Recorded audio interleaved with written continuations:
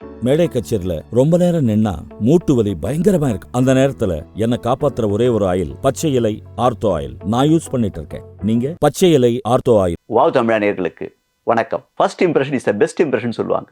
அந்த வகையில முதல் போட்டியிலேயே ஆர்சிபி அணியை 6 விக்கெட் வித்தியாசத்தில் அடித்து தூக்கி இருக்கு சிஎஸ்கே அணி. சிஎஸ்கே ஜெயிச்சதெல்லாம் ஒரு பக்கம் இருக்கட்டும், நாம நினைக்கிற 2 பேர் இந்த போட்டியில எப்படி செயல்பட்டு இருக்காங்க அப்படின்றது தான் சிஎஸ்கே ரசிகர்களோட கேள்வி. அவங்க எதிர்பார்க்கிற முதல் நபர் ருத்ராஜ் கெய்க்வாட். மகேந்திர சிங் தோனின்ற ஒரு மிகப்பெரிய ஆளுமை கிட்ட இருந்து ருத்ராஜ் கெய்க்வாட் இந்த போட்டியில கேப்டன்ஷிப் வாங்கியிருக்கார். அவர் எப்படி செயல்பட்டு இருக்கார்? டாஸ் போட வரும்போதே தோனியோட ஷூவை நீங்க எப்படி ஃபில் பண்ண போறீங்க அப்படின்னு வர்ணனையாளர் கேட்டதுக்கு, நான் யாருடைய ஷூவையும் ஃபில் பண்ண வரல, என்னுடைய ஷூவோட தான் வந்திருக்கேன் அப்படின்னு சொல்லியிருக்கார்.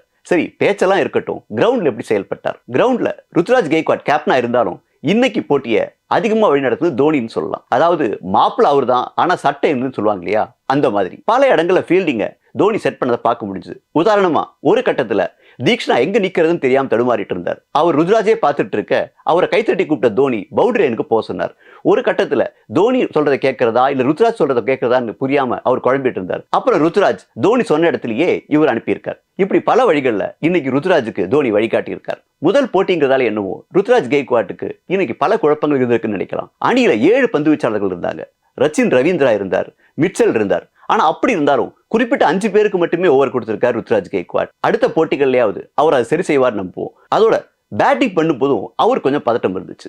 பொதுவா அவர் நிதானம் ஆடி கொஞ்சம் கொஞ்சமா வேகம் எடுப்பார். ஆனா இந்த போட்டியில அவர்கிட்ட கொஞ்சம் பதட்டம் தெரிஞ்சது. சரி, இது முதல் போட்டி தான், போக போக சரியாகும் அப்படி எதிர்பார்ப்போம். இந்த போட்டியில ரசிகர்கள் கவலைப்பட்ட இன்னொரு நபர் தல தோனி. தல தோனியை பத்தி யாருமே கவலைப்பட வேண்டாங்க. அவர் பழைய ஃபார்ம்ல தான் அப்படியே துடிப்பான விக்கெட் கீப்பரா இருக்கார்.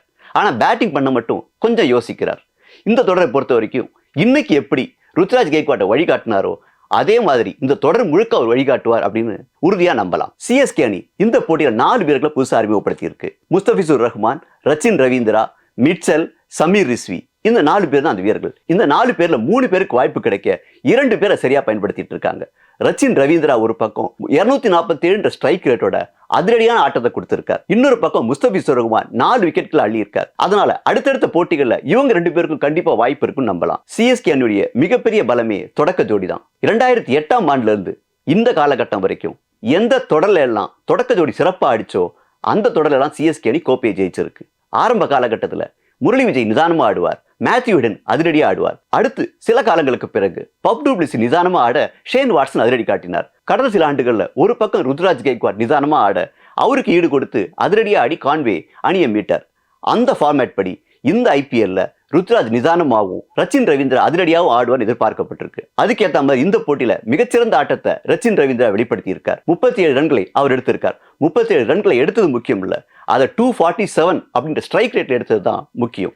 இதே வேகத்தை அவர் தொடர்ந்தா கண்டிப்பா சிஎஸ்கே அணி மிகப்பெரிய வெற்றி பெறும். இந்த போட்டியில கிடைச்ச இன்னொரு முக்கியமான வீரர் முஸ்தபிசுர் ரஹ்மான். 10 ரனா இல்லாததால சிஎஸ்கே அணி இந்த போட்டியை தடுமாறுமோன்னு எல்லாருமே பயந்துட்டு இருந்தாங்க.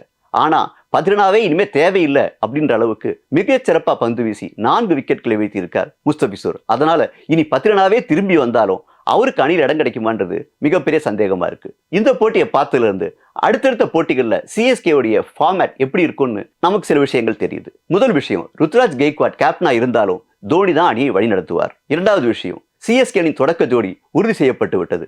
அடுத்தடுத்த போட்டிகள்ல நிச்சயம் ருத்ராஜ் கெய்க்வாட்டும் ரச்சின் ரவீந்திராவும் தான் இறங்குவாங்க. வேற வீரர்களை இனிமே பரீட்சித்து பார்க்க மாட்டாங்க. மூணாவது விஷயம், காயம் காரணமா தான் துபேவை இந்த போட்டியில இம்பாக்ட் பிளேயரா கொண்டு வந்திருக்காங்க. அதாவது அவர் பந்து வீச முடியாதுன்றதுக்காகத்தான் அவர் இம்பாக்ட் பிளேயரா யூஸ் பண்ணாங்க. அவருக்கு பந்து வீசக்கூடிய ஆற்றல் வந்துச்சுனாக்கா அவர் உள்ள வந்து அந்த இடத்துக்கு ரஹானி இம்பாக்ட் பிளேயரா போயிடுவார். இந்த 3 மாற்றங்களையும் அடுத்தடுத்த போட்டிகளில் நாம் நிச்சயம் பார்க்கலாம். முதல் போட்டியிலேயே அதிரடியான வெற்றியை ருசிச்சிட்டோம். இனி அடுத்ததெல்லாம் சிஎஸ்கே அணிக்கு வெற்றிகளாக தான் இருக்கும் அப்படின்னு நம்புவோம். வணக்கம்.